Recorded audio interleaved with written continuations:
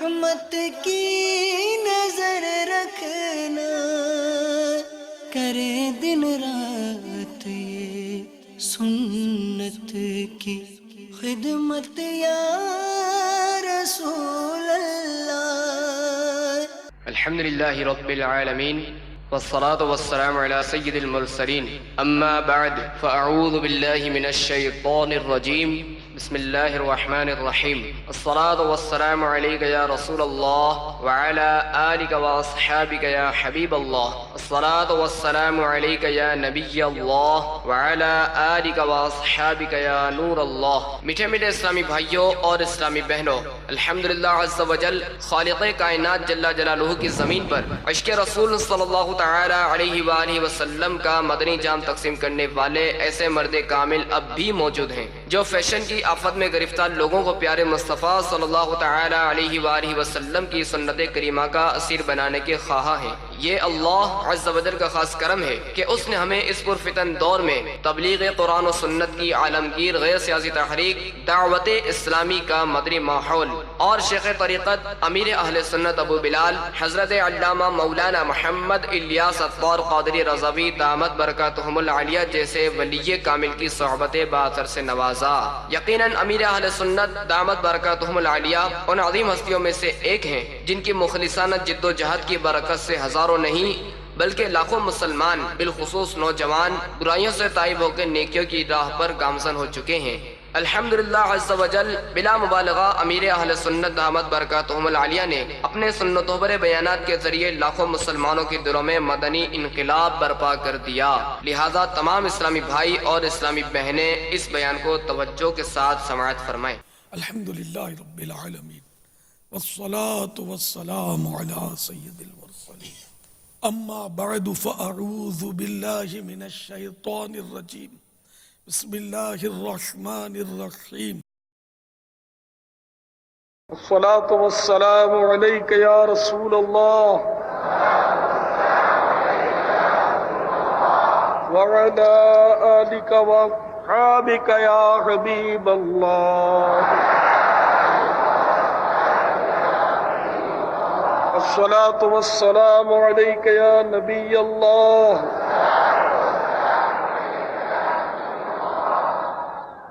وعلى آلك وأصحابك يا نور الله۔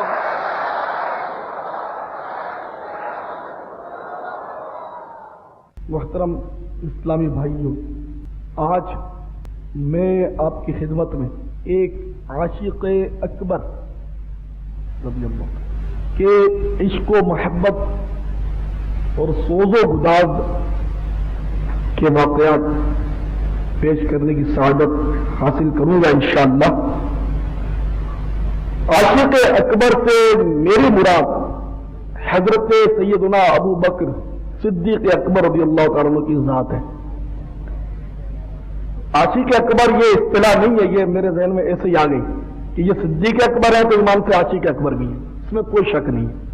صدیق اکبر یعنی کہ بہت بڑا سچا، بہت زیادہ سچ بولنے والا، یہ صدیق اکبر بھی ہے اور یقیناً عاشق اکبر بھی ہے۔ عبد الوہاب شاعرانی رضی اللہ تعالیٰ عنہ طبقات کبریٰ میں بیان فرماتے ہیں کہ ہمارے پیارے آقا مدینے والے مصطفیٰ صلی اللہ تعالی علیہ وسلم کے وفات ظاہری کے بعد حضرت ابو بکر صدیق عاشق اکبر رضی اللہ تعالیٰ عنہ پر اس قدر غم و حزن غالب آیا، اس قدر غم مصطفیٰ صلی اللہ تعالی علیہ وسلم سے یہ مغلوب ہوئے کہ ان کا جو کلیجہ تھا وہ جل بھن کر کباب ہو گیا تھا، حتیٰ کہ ان کے مبارک منہ سے کباب بھننے کی بو آتی رہتی تھی۔ عشق تو سبھی دعویٰ کرتے ہیں، ایک ہم بھی عاشق رسول بنتے ہیں، ہم لوگ بھی، ہر دوسرا آدمی ہم میں سے عشق رسول کا دعویٰ کرتا ہے، میرے خیال میں سبھی کرتے ہوں گے، لیکن ان کا مقام عشق دیکھیں اور اپنا دعویٰ دیکھیں، اتنی انہیں سرکار سے محبت تھی. حضرت صلی اللہ تعالی علیہ وسلم کے پردہ ظاہری کے بعد سیدنا صدیق اکبر رضی اللہ تعالیٰ عنہ کو بس دنیا میں رہنا مشکل ہو گیا تھا. اس قدر غمگین رہتے تھے, اس قدر رنجیدہ رہتے تھے کہ بس, اور دنیا میں اگر رہے بھی آپ کے بعد تو صرف 2 سال اور 3 مہینے, اس کے بعد آپ نے بھی رحلت کر دی. اور کبھی کبھی ایک دیوانگی کی کیفیت طاری ہو جاتی تھی اور آپ اپنے حواس مبارکہ کو قابو میں نہیں رکھ پاتے تھے, کہ ذہن جو تھا وہ بالکل عشق میں سے ہو جاتے دیوانے کہ کچھ ہوش نہیں رہتا تھا. تو میرے پیارے اسلامی بھائیوں, واقعی عشق ہوتا ہے. لوگ عاشقوں کا مذاق اڑاتے ہیں, یعنی یہ بھی کیا عشق ہے کہ ہوش ہی نہیں, ادھر پڑا ہے ادھر ہاتھ مار رہا ہے ادھر پیر مار رہا. بعض اوقات جو جعلی ہوتے ہیں ان کی پذیرائی میں نہیں کر رہا, جو حقیقی عاشق ہے میں اس کی بات کر رہا ہوں. تو صدیق اکبر رضی اللہ تعالیٰ عنہ کو عشق رسول نے ایسا نوازا کہ کبھی کبھی ان کے ہوش جو تھے وہ نہیں رہتے تھے. اے کاش سیدنا صدیق اکبر رضی اللہ تعالیٰ عنہ جو بلا شبہ عاشق اکبر ہیں, ان کے عشق رسول صلی اللہ علیہ وسلم کہ کروڑ میں کے کروڑ میں کا کروڑواں حصہ بھی اگر ہمیں نصیب ہو جائے, خدا کی قسم ہمارے دلوں کی کائنات بدل جائے. اے کاش دولت عشق سے للہ یہ جھولی بھر دو, ہو گناہگار پہ احسان مدینے والے. آپ نے یہ مشہور واقعہ تو یقیناً سنا ہوگا کہ جب میرے پیارے آقا مدینے والے مصطفیٰ صلی اللہ تعالی علیہ وسلم مکہ مکرمہ سے سوئے مدینہ منورہ تشریف لے گئے ہجرت کر کے, وہ واقعہ بھی بڑا ایمان افروز اور پرسوز ہے. جب میرے پیارے آقا صلی اللہ تعالی علیہ وسلم غار ثور کی طرف تشریف لے گئے, اول تو وہ مبارک پہاڑ اور اس کی چڑھائی بہت اونچی, اور سیدنا صدیق اکبر رضی اللہ تعالیٰ عنہ نے اپنے پیارے آقا صلی اللہ تعالی علیہ وسلم کو درخواست کی کہ حضور میرے شانوں پر سواری فرمائیں. تو سرکار نے یہ درخواست قبول کی اور سیدنا صدیق اکبر رضی اللہ تعالیٰ عنہ کے مبارک شانوں پر سوار ہو گئے, اور صدیق اکبر رضی اللہ تعالیٰ عنہ لے کر اوپر چلنے لگے تاکہ وہ قدموں کے نشانوں اور پنجوں کے بل چل چل کر لے گئے. وہ اتنا راستہ ہم کمزوروں کے لیے دشوار گزار ہے کہ ہم مطلب ہے کہ اس پر چڑھے تو ہمیں پتہ چلے. بہرحال یہ کہ جب غار مبارک آ گیا تو حضرت سیدنا ابو بکر صدیق رضی اللہ تعالیٰ عنہ نے کیا کیا. ہم تو جب کہیں جاتے ہیں تو جو بزرگ ہوتا ہے اس کو ہم صلاح کرتے ہیں کہ آپ پہلے اندر داخل. صدیق اکبر نے عرض کیا حضور آپ ٹھہریے, پہلے میں جاؤں گا. یہ بھی عشق تھا کہ کہیں کوئی موذی جانور چھپا ہوا نہ ہو جو ہمارے آقا کو ڈس لے, یہ ان کی محبت تھی. تو آپ اندر داخل ہوئے اور وہاں کچھ صفائی وغیرہ کی. غار میں جگہ جگہ سوراخ بنے ہوئے تھے, ان سوراخوں کو اپنی چادر مبارک کے پرزے کر کے بند کر دیا. کپڑا ختم ہو گیا, ایک سوراخ باقی رہ گیا. خیر سرکار اندر تشریف لائے اور اب سرکار صدیق اکبر رضی اللہ تعالیٰ عنہ کی مبارک گود میں اپنے سر اقدس کو رکھے استراحت فرمانے لگے. کیا قسمت تھی سیدنا صدیق اکبر رضی اللہ تعالیٰ عنہ کی کہ 2 جہان کی نعمتیں آج حضرت ابو بکر کی گود میں دھری ہیں. ایک سوراخ جو کھلا رہ گیا تھا, احتیاطاً حضرت ابو بکر صدیق رضی اللہ تعالیٰ عنہ نے اس سوراخ مبارک پر اپنا انگوٹھا رکھ دیا تاکہ کوئی اگر ایسی چیز ہو تو وہ باہر نہ نکل. اب اتفاق کی بات کہ اس غار میں ایک سانپ رہا کرتا تھا, اور بہرحال مورخین اور اہل سیر کہتے ہیں کہ اس نے بہت پہلے کسی نبی سے, نبی آخر الزمان رحمت عالمیان صلی اللہ علیہ وسلم کے بارے میں سن رکھا تھا کہ وہ مطلب تشریف لائیں گے, اور وہ زیارت کا مشتاق تھا. اور جب فیضان نبوت کی بھینی بھینی خوشبو اس غار میں پھیلی اور سانپ کے مسام دماغ خوشبوئے نبوت صلی اللہ علیہ وسلم سے معطر ہوئے, وہ تڑپ گیا اور وہ ہر سوراخ پر پھرا کہ کہیں سے راستہ مل جائے, کہیں راستہ نہیں ملا. پھر وہ انگوٹھے والے सुराख पर आया, यहां जगह कोई नर्म मालूम हुई, लेकिन फिर भी वो बंद थी। तो उसने मतलब मजबूर होकर, वो भी आशिक था, इश्क से मगलूब होकर और बेताब होकर उस जगह को हटाने के लिए उसने भी मतलब उस पर अपने दांत आजमाए कि शायद ये चीज हट जाए। तो उसने जब उस पर डंक मारा तो अंगूठा सिरक गया, क्योंकि बहुत ज्यादा मतलब नहीं कि वो सांप के अंदर मारा लो, वो जहर तो होता ही है। तो तकलीफ जब शुरू हुई तो वो अंगूठा हट गया और गर्म गर्म आंसू सैयदना सिद्दीक अकबर रज़ियल्लाहु तआला अन्हु की चश्मान करम से बह निकले। और वो जब महबूब करीम सल्लल्लाहु तआला अलैहि वसल्लम के वजह करीम पर बोसा लेने के लिए झुके, सरकार की आंख खुल गई। दिल तो नबी का सोता ही, सिर्फ आंख सोती, आंख मुबारक खुल गई। और माया के अबू बकर क्यों रोते हो? अर्ज किया हुजूर मुझे सांप ने डस लिया।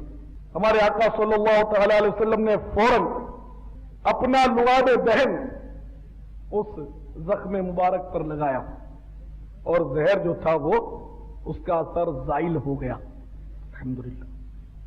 बहरहाल अब सांप जो था वो कहा जाता है कि बाहर आ गया था और उसने डसना नहीं था, वो तो आशिक था और वो सरकार की जियारत कर रहा था। उसी शायर ने इस सांप के जज्बात को बड़ा प्यारा नज़म किया, यानी वो सांप जो है गोया ज़बान हाल से बेताब होकर कह रहा था जब वो बाहर नहीं निकल पा रहा था, तो गोया वो कह रहा था, आसे आसे उम्र गुजारी जल्ले खार हजारा, माली बागनी वेखण देदा जदू आया बहारा। यानी इस उम्मीद पर मैंने अपनी जिंदगी गुजार दी कि कभी तो मेरी किस्मत में भी बहार आएगी। और जब मेरी किस्मत का गुलशन बहार से महकने लगा तो माली ने मुझ पर पाबंदी डाल दी और बहार से मुझे महजूज होने से रोक दिया। तो बहरहाल ये कि मेरे प्यारे इस्लामी भाइयों, सैयदना सिद्दीक अकबर रज़ियल्लाहु तआला अन्हु ने अपने अंगूठे पर जख्म खा लिया, उस वक्त तक अंगूठा नहीं हटा। यह भी आपका इश्क था। इमाम सुन्नत आला हज़रत अज़ीमुल बरकत मौलाना शाह अहमद रज़ा खान अलैहि रहमतुर रहमान बड़ी प्यारी बात इरशाद फरमा गए कि हजरत सैयदना मौला मुश्किल कुशा अलीउल मुर्तज़ा कर्रमल्लाहु वजहुल करीम ने तो एक रज़वे से वापसी के मौके पर असर की नमाज कुर्बान की थी। ये आपको याद होगा कि सरकार नामदार सल्लल्लाहु तआला अलैहि वसल्लम हैदर कर्रार कर्रमल्लाहु वजहुल करीम की गोद में सरे अक़दस रखे इस्तिराहत फरमा रहे थे। सूरज मकाम गुरूब की तरफ बढ़ रहा था। मौला अली परेशान थे कि अगर मैं नमाज पढ़ता हूं, नमाज के लिए सरकार को जगाता हूं तो इनके आराम में खलल पड़ता है, और नहीं जगाता हूं तो नमाज कज़ा होती है। आखिरकार फैसला यही किया कि नमाज कज़ा हो जाएगी तो फिर अदा कर लेंगे। तो आपने सरकार के आराम की खातिर अपनी नमाज कुर्बान की, हत्ता कि सूरज डूब गया तो आंख खुली। और वही बात के हज़रत अली से फरमाया कि क्या बात है, क्यों रो रहे? तो मुद्दा अर्ज किया, सरकार के लिए क्या मुश्किल था। फौरन सूरज को हुक्म दिया और वो वापस डूबा हुआ सूरज दोबारा निकल आया। और हज़रत अली कर्रमल्लाहु वजहुल करीम ने नमाज पढ़ी, फिर जाके सूरज दोबारा गुरूब हुआ। तो बहरहाल मेरे आका नेमत आशिक माह रिसालत मुजद्दिद दीन व मिल्लत मौलाना शाह अहमद रज़ा खान अलैहि रहमतुर रहमान फरमाते हैं, मौला अली ने वारी तेरी नींद पर नमाज, और वो भी असर सबसे जो आला खतर की है। असर सबसे अफजल नमाज है कि वो बहुत मसरूफियत का वक्त होता है, उस वक्त लोग कारोबार में काम काज में मसरूफ होते हैं, फिर भी जो नमाजी है वो कारोबार को लात मार के नमाज के लिए आ ही जाते हैं मस्जिद में।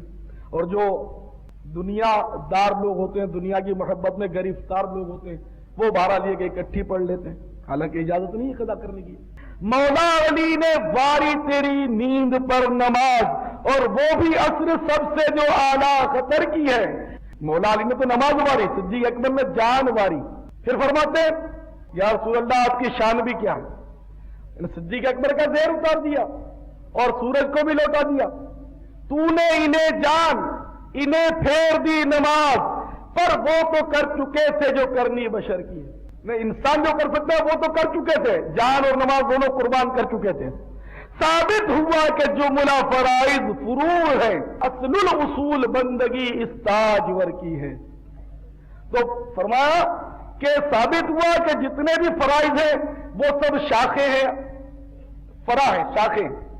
اصل الاصول بندگی، جڑوں کی جڑ جو ہے، اصل مانے جڑ، جڑوں کی جڑ یہ سرکار کی غلامی ہے کہ ان کی غلامی کے بغیر عبادت نہیں ہے، جینا نہیں ہے۔ تو یہ اصل میں بندے تھے، اصل میں غلام تھے، اور اصل میں عشاق تھے۔ اور آپ کو یہ بھی معلوم ہوگا کہ جب سیدنا صدیق اکبر رضی اللہ تعالیٰ عنہ غار میں تشریف لے گئے، سرکار کے ساتھ حاضر ہوئے، اس وقت کفار ناانجار جو تھے وہ بھی تقریباً غار تک پہنچ گئے تھے، اور سیدنا صدیق اکبر رضی اللہ تعالیٰ عنہ تشویش میں پڑ گئے تھے کہ اب کیا ہوگا، کفار تو بالکل پہنچ گئے۔ سرکار عاشق اکبر کو دلاسا دے رہے تھے، وہی نازل ہو گئی۔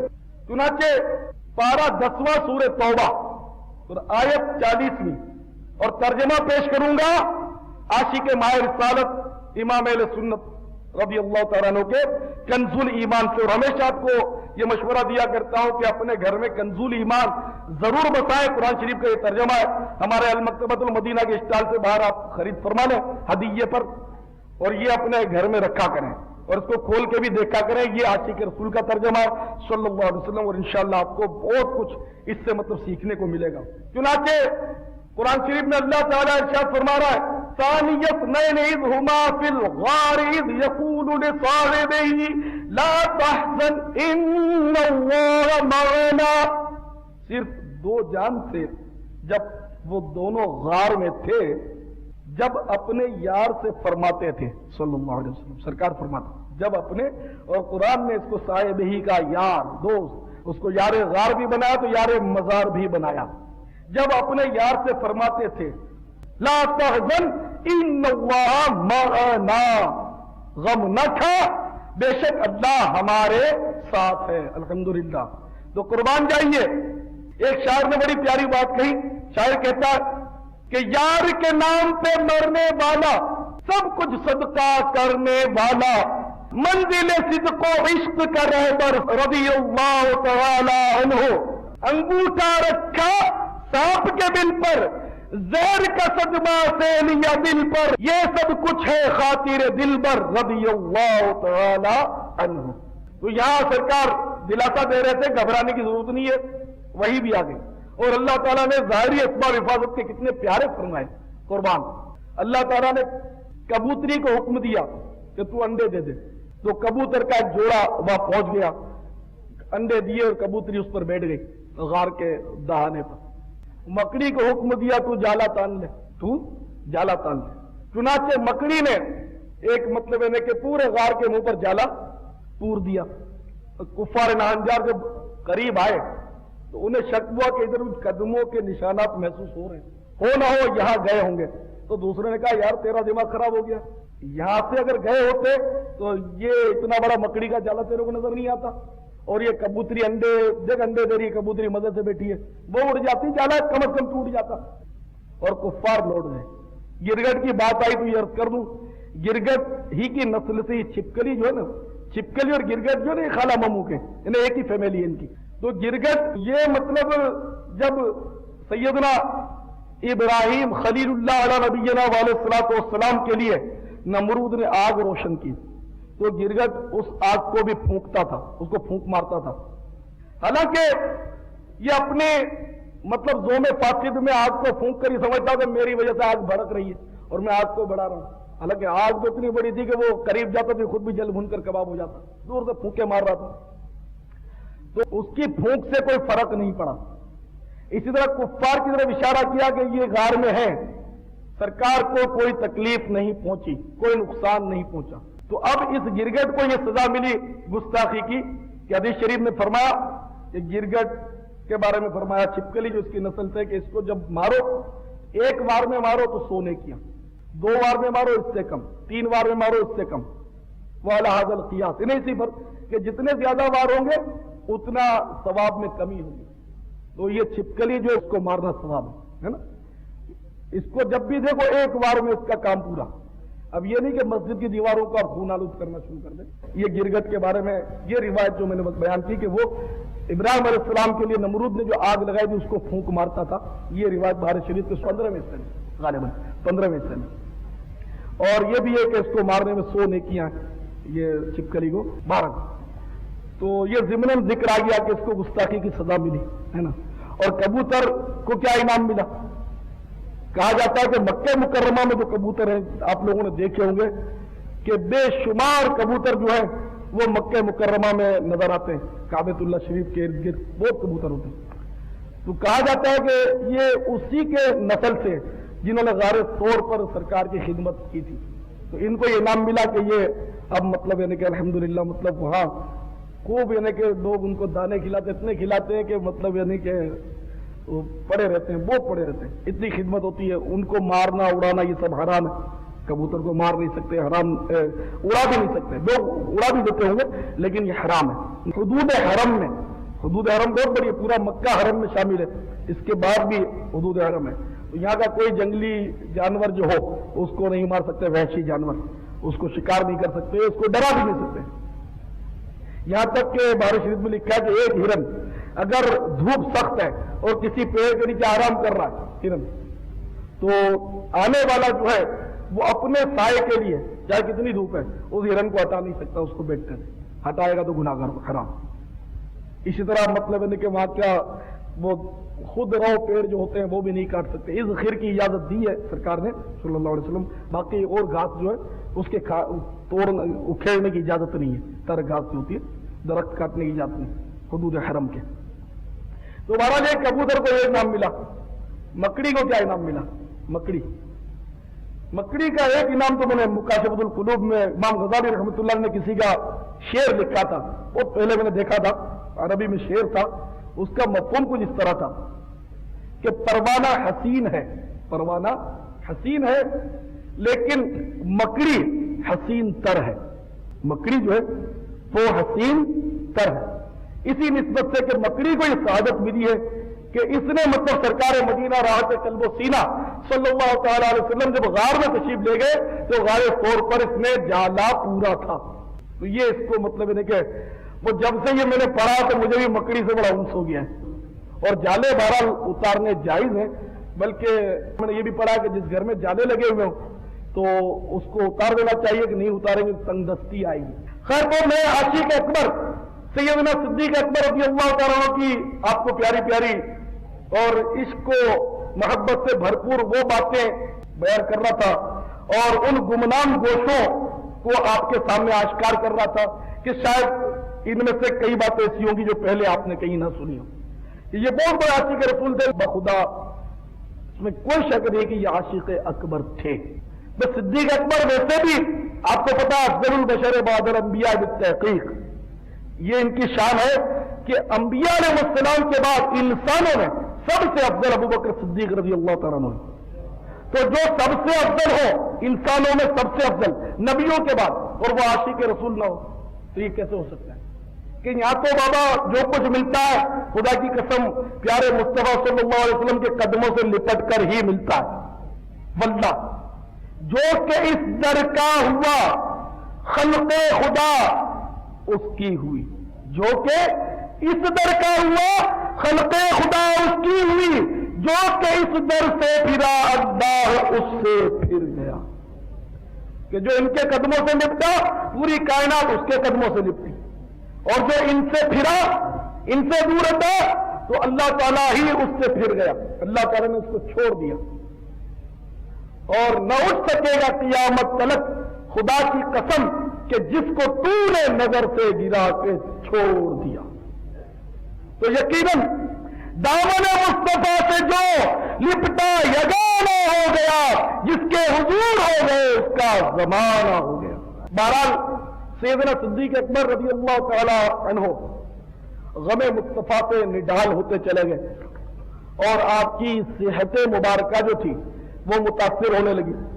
اب سوتے ہیں تو ان کا تصور, جاگتے ہیں تو ان کا تصور, کام کرتے ہیں تو ان کا تصور, اور ان کے غم میں گھلتے جاتے ہیں. ان کی محفلیں یاد آتی ہیں, ان کا تبسم ریز ہونٹوں کی جھلک یاد آتی ہے, تڑپتے رہتے ہیں, پھڑکتے رہتے ہیں, روتے رہتے ہیں, یہاں تک کہ آپ مطلب نہیں کہ بہت زیادہ مطلب نہیں کہ کمزور پڑنے لگے.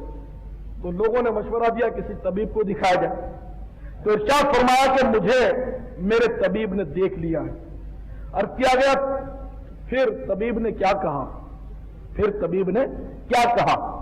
تو آپ نے گویا اس طرح مطلب فرمایا فعال لما یرید، یہ آیت مبارکہ سورہ بروج کی 30واں پارہ، جس کا ترجمہ کنزول ایمان شریف میں اس طرح ہمیشہ جو چاہے کرنے والا۔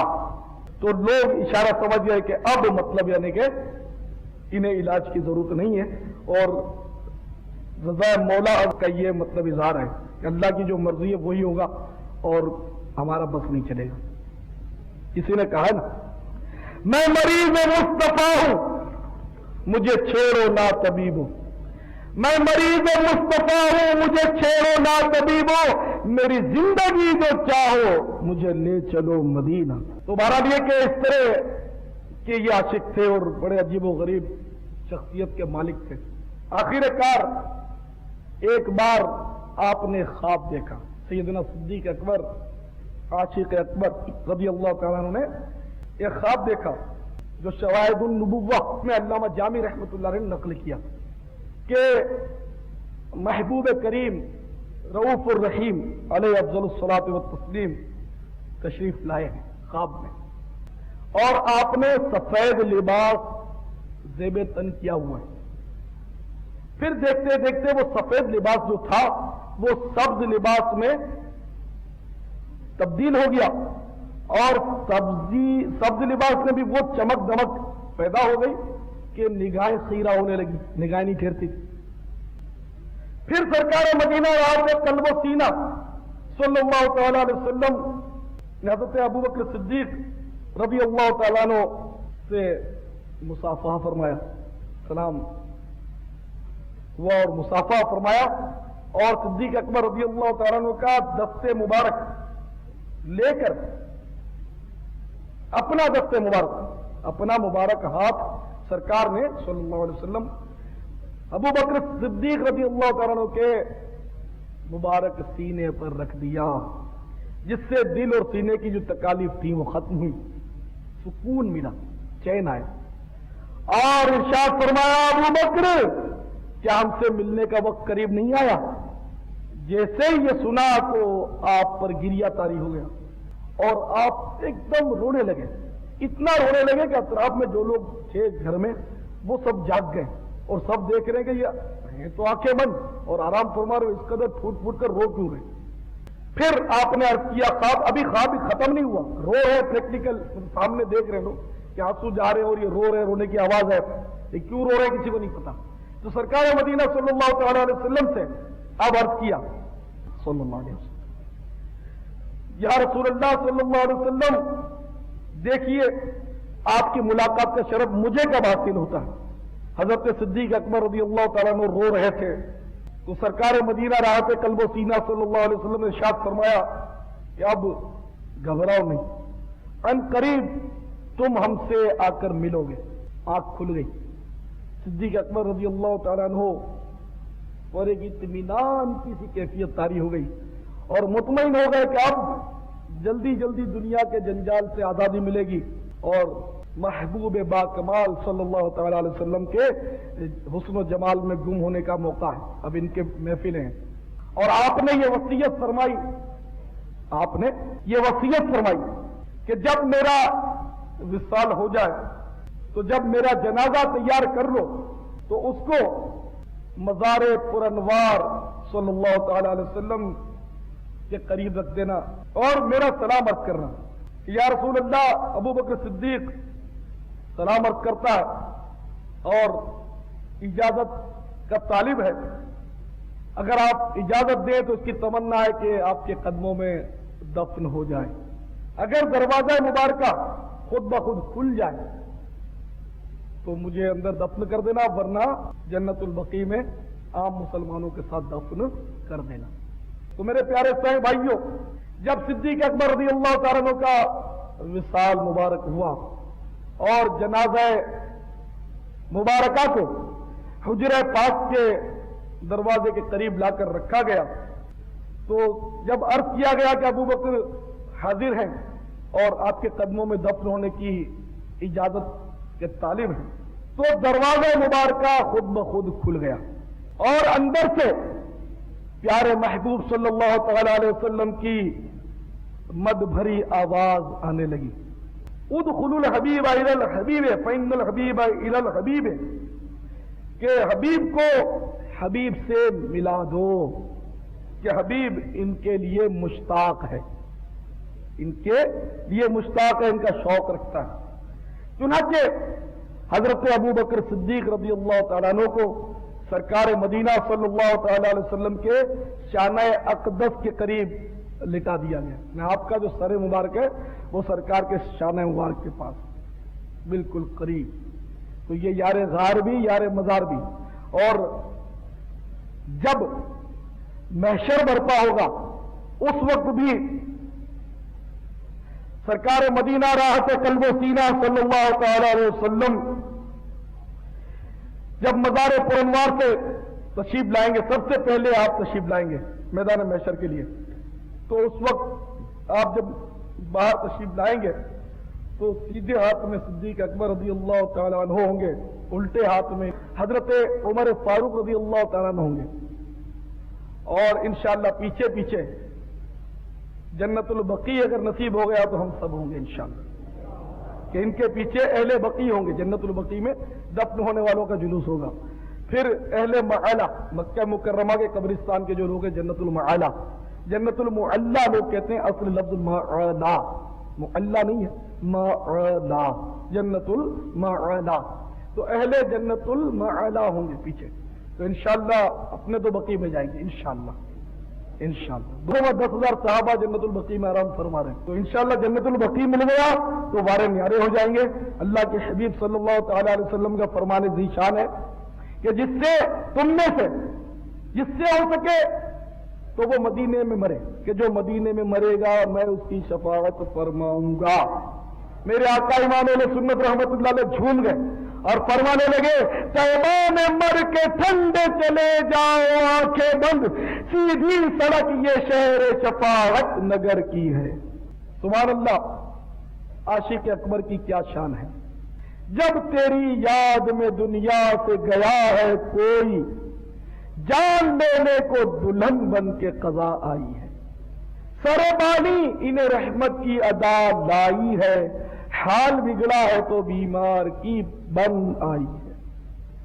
سیدنا صدیق اکبر رضی اللہ تعالیٰ عنہ یقیناً عاشق اکبر تھے، اللہ تعالیٰ ان کے عشق حقیقی سے ہم سب کو متمتع فرمائے اور ہمیں بھی عشق عطا فرمائے۔ اے میرے پیارے اسلامی بھائیوں، عشق ان میں جہاں کوٹ کوٹ کر بھرا ہوا تھا تو اس کا اظہار کردار سے بھی تھا، یہ عاشق تھے، اور ہم بھی خوب عاشق بنتے ہیں، لیکن یہ سوچو میرے پیارے اسلامی بھائیوں، کیا یہ بھی واقعی عشق ہے اور عشق حقیقی ہے کہ جن کا عشق ہمارے دل میں ہے ان کو ناراض کیا جائے؟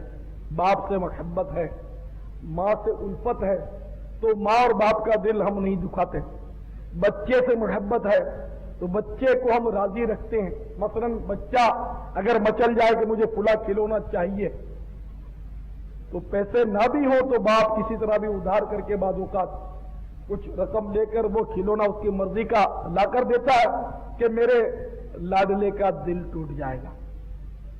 تو محبت جس سے کی جاتی ہے اس کو رنجیدہ نہیں کیا جاتا۔ تو اے میرے پیارے بھائیوں، یا یوں کہوں اے نادان عاشقوں، تمہارا عشق بھی کیسا ہے؟ تم کہتے ہو ہمیں سرکار سے محبت ہے، بہت عشق ہے۔ سرکار فرماتے ہیں جعلت قرۃ عینی فی الصلاۃ، نماز میں میری آنکھوں کی ٹھنڈک بنائی گئی ہے۔ نماز آنکھوں کی ٹھنڈک ہے، اللہ کے حبیب کی آنکھوں کی ٹھنڈک ہے، تو تم اللہ کے حبیب کی آنکھوں کی ٹھنڈک کی پرواہ نہیں کرتے ہو، نماز میں غفلت کرو۔ تو یہ تمہارا میرے بھائیوں کون سا عشق ہے جس سے محبت کی جائے اور اس کی آنکھوں کی ٹھنڈک کو نظر انداز کر دیا جائے؟ یہ کون سا عشق ہے؟ جن سے محبت کی جائے وہ رمضان المبارک کے روزوں کی تاکید کریں، بہت کچھ فضائل بھی بیان کریں، لیکن ان روزوں سے اعراض کیا جائے، روح گردانی کی جائے، انہیں نہ رکھا جائے، یہ کہاں کہیں؟ یہ تراویح کی تاکید فرمائے اور تم سے تراویح نہ پڑھی جائے۔ اگر پڑھ بھی لی تو رسم تراویح 3 روزہ یا 6 روزہ یا 5 روزہ یا 4 روزہ 6 روزہ پڑھ کر یہ سمجھے کہ ہم نے بہت بڑا قلعہ فتح کر لیا اور عشاء کی نماز بھی رمضان المبارک جیسے مقدس مہینے میں گول کر دی۔ بڑا عشق ہے آپ کا، اور آپ کے عشق پر مجھے حیرت کیوں نہ ہو کہ یہ فرمائے کہ داڑھی بڑھاؤ، یہودیوں کی سی شکل مت بنو، اور تم بڑے شوق سے ہنس ہنس کر فخریہ روزانہ شیو بناتے ہو، یا ایک دن چھوڑ کر ایک دن بناتے ہو، کوئی 4 دن میں بناتا ہے، کوئی 8 دن میں بناتا ہے۔ بہرحال یہ آپ بتائیے، سیریس ہو کر سوچیں، کیا یہ آپ کی محبت ہے، آپ کا عشق ہے کہ جس سے محبت کرتے ہو ان کے دشمنوں جیسی شکلیں بناتے ہو؟ جس سے محبت کرتے ہو ان جیسے بال تم سے نہیں رکھے جاتے، انہوں نے ہمیشہ زلفیں رکھی ہیں صرف احرام سے باہر ہونے کے لیے۔ ہمارے پیارے آقا صلی اللہ علیہ وسلم نے حلق کرایا، یعنی کہ سر اقدس کے سارے بال جو تھے وہ اتروائے، ورنہ ہمیشہ جو تھے کبھی آدھے مبارک کان تک، کبھی پورے کان مبارک تک، اور کبھی اگر بال مبارک بڑھ گئے تو گردن شریف تک جو شانوں سے چھو جاتے ہیں، شانوں کندھوں سے نیچے کبھی آپ نے بال نہیں بڑھائے، شانوں تک چھو جاتے، بوسے لیتے سرکار کے۔ تو ان کو گیسو کہتے ہیں، زلفیں، اور گیسو پر تو میرے آقا امام اہل سنت عاشق ماہ رسالت نے ایک پوری نعت شریف لکھی ہے، چمن طیبہ میں سنبل جو سوارے گیسو، حور بڑھ کر شکن ناز سوارے گیسو، آخری حج غم امت میں پریشاں ہو کر، یعنی بکھر کر، پریشاں ہونا نا بکھرنا، آخری حج غم امت میں پریشاں ہو کر تیرہ بختوں کی شفاعت کو سدھارے گیسو، یعنی گیسو بھی خم ہو گئے اور ہم تیرہ بختوں، یعنی کہ تیرہ بخت مانے جس کی قسمت اندھیری ہو، ان کی شفاعت کے لیے وہ گیسو بھی گویا فریاد کر رہے تھے۔ تیل کی بوندیں ٹپکتی نہیں بالوں سے رضا، تیل کی بوندیں ٹپکتی نہیں بالوں سے رضا، صبح عارض پر لٹاتے ہیں ستارے گیسو، یعنی آپ اس قدر تیل استعمال فرماتے تھے۔ آج کل تو فیشن ہے، لوگ خشک بال رکھتے ہیں، وہ ڈرائی کراتے ہیں اس کو مشینوں سے، ہیئر ڈرائی کراتے ہیں خشک۔ یہ سنت نہیں، کثرت سے آپ تیل مبارک لگاتے تھے، اور وہ زلفیں مبارک سے کبھی کبھی تو تقاطر ہوتا تھا، ستارے جھل ملاتے تھے اور وہ آپ کے کندھے مبارک پر قربان ہوتے تھے، شان مبارک قطرے ٹپکتے تھے۔ تو اعلیٰ حضرت رحمۃ اللہ علیہ نے اس کی بہت پیاری تشبیہ فرمائی، آپ اگر اس کے معنی پر غور کریں گے جھوم جائیں گے۔ تیل کی بوندیں ٹپکتی نہیں بالوں سے رضا، یعنی اپنے آپ کو کہتے ہیں کہ اے رضا رحمۃ اللہ۔ سرکار نامدار صلی اللہ تعالی علیہ وسلم کے گیسوئے خمدار سے جو تیل کی بوندیں ٹپکتی ہیں، یہ حقیقت میں تیل کی بوندیں نہیں ہیں، تیل کی بوندیں نہیں ہیں تو کیا ہے؟ انہوں نے تشبیہ دی اعلیٰ حضرت نے، یہ عشق کی زبان ہے آپ کے۔ تشبیہ کس سے دی؟ صبح عارض پہ لٹاتے ہیں ستارے گیسو، اس کو سمجھیں، عارض مانے چہرہ، اور سرکار مدینہ صلی اللہ علیہ وسلم کے چہرہ مبارکہ بہت تابہ تھا، چمکدار تھا، روشن تھا، منور تھا۔ صبح یعنی روشن، صبح روشن ہوتی ہے، اور گیسو یہ سیاہ تھے آپ کے، تو گیسو کو رات سے آپ نے تشبیہ دی، اور چہرے مبارکہ کو صبح سے تشبیہ دی، اور ٹپکنے والے قطروں کو آپ نے ستاروں سے تشبیہ دی۔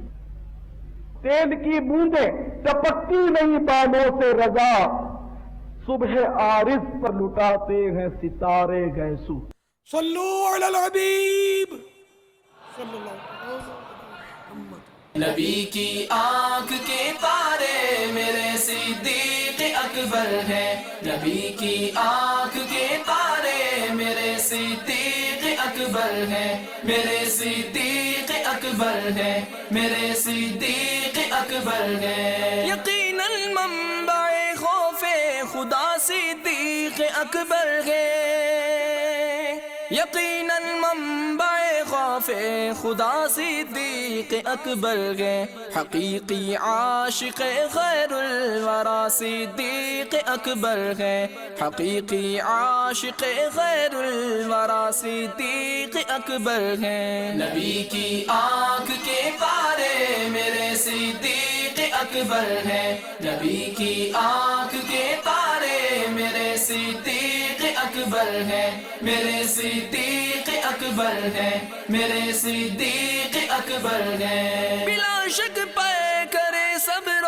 رضا صدیق اکبر ہے، بلا شک پے کرے صبر و رضا صدیق اکبر ہے، یقیناً مخزن صدق و وفا صدیق اکبر ہے، یقیناً مخزن صدق و وفا صدیق اکبر ہے، نبی کی آنکھ کے پارے میرے صدیق اکبر ہے، نبی کی آنکھ کے پارے میرے صدیق اکبر ہے، میرے صدیق اکبر ہے، میرے صدیق اکبر ہے، میرا پیر میرا پیر میرا پیر میرا پیر میرا پیر میرا پیر میرا پیر میرا پیر بس میرا پیر میرا پیر میرا پیر میرا پیر میرا پیر میرا پیر میرا پیر میرا پیر عظمت والا میرا پیر پیارا پیارا میرا پیر پیارا پیارا میرا پیر سونا سونا میرا پیر میرا پیر میرا پیر میرا پیر میرا پیر میرا پیر میرا پیر میرا پیر میرا پیر لکھانو جوانا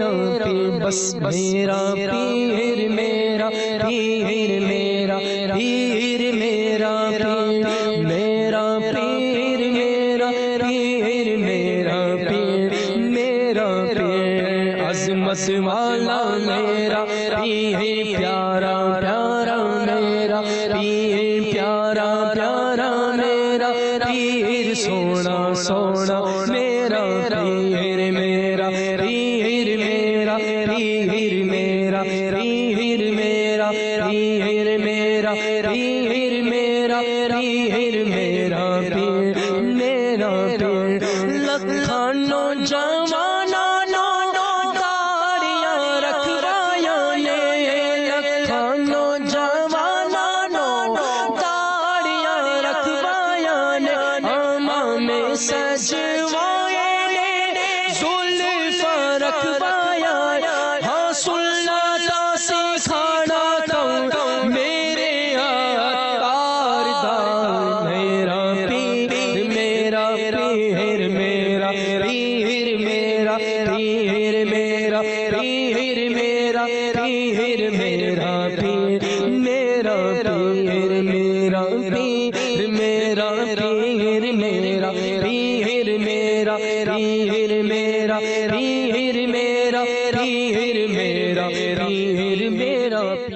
امیر اہل سنت کا اپنا ایک انداز ہے کہ حرم پاک میں جا کر عاجزی کے ساتھ دل لرز جانا چاہیے، اور میں نے دیکھا کہ امیر اہل سنت جتنی دفعہ بھی گئے ہیں، امیر اہل سنت کے اندر وہ خوف، وہ دبدبہ، وہ عاجزی، وہ جو ایسے कैफियत एक होती है वो हमने कम होती नहीं देखी।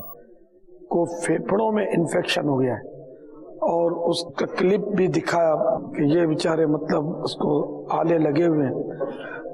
अल्लाह तबारक व तआला से दुआ है, या अल्लाह प्यारे हबीब सल्लल्लाहु तआला अलैहि वसल्लम का वास्ता सेहत कामिला आजिला नाफिआ अता फरमा। ए रब्बे करीम, इनके सारे घराने पर रहमतों का नुज़ूल फरमा, बेहिसाब मग़फ़िरत से नवाज दे। फैज़ान सुन्नत जो एक आला सुनतु बरी और सुनतु से मुज़य्यन प्यारी प्यारी किताब जो कि मौलाना मोहम्मद इलियास कादी मद्दादिल्लुल आली ने तसनीफ फरमाई, जिससे सुबह शाम उम्मत मुसलमान रहनुमाई ले रही है और फैज़ान सुन्नत पढ़ने वाले सरकार की सुन्नतों पे अमल करने वाले बन रहे हैं। माशाअल्लाह, अल्हम्दुलिल्लाह, अल्लाह के फजल करम से जिस मस्जिद में भी जाएं वहाँ रेल पे कुरान पाक के अलावा अगर कोई दीनी किताब पढ़ी मिलती है या जिस किताब से पांचों नमाजों के बाद बच्चे जवान वहाँ के इमाम मस्जिद फैज हासिल कर रहे होते हैं, उस किताब का नाम है फैज़ान सुन्नत। बहरहाल फैज़ान सुन्नत हर मस्जिद में, हर मस्जिद की रेल में नजर आती है, हर मस्जिद के महराब में, हर मस्जिद के मिंबर पे फैज़ान सुन्नत सजी हुई नजर आती है अल्लाह के फजल करम से, और लोग उससे रहनुमाई ले रहे हैं। तकरीबन हर फर्ज नमाज के बाद, हर नमाज के इख्तिताम पर कोई बच्चा, कोई मदनी मुंडा या इमाम मस्जिद वो खोलते हैं कोई प्यारी सी सुन्नत दुरूद शरीफ के हवाले से या सरकार की सुन्नतों को जिंदा करने के हवाले से। और गोया कि यूं समझिए अब तो ऐसा वक्त आ रहा है कि घरों में लड़कियां बच्चियां वो भी फैज़ान सुन्नत को बहुत पसंद कर रही हैं। सल्लू अलल हबीब सल्लल्लाहु तआला अला मुहम्मद। मुझे अपनी और सारी दुनिया के लोगों की इस्लाह की कोशिश करनी है इंशाअल्लाह।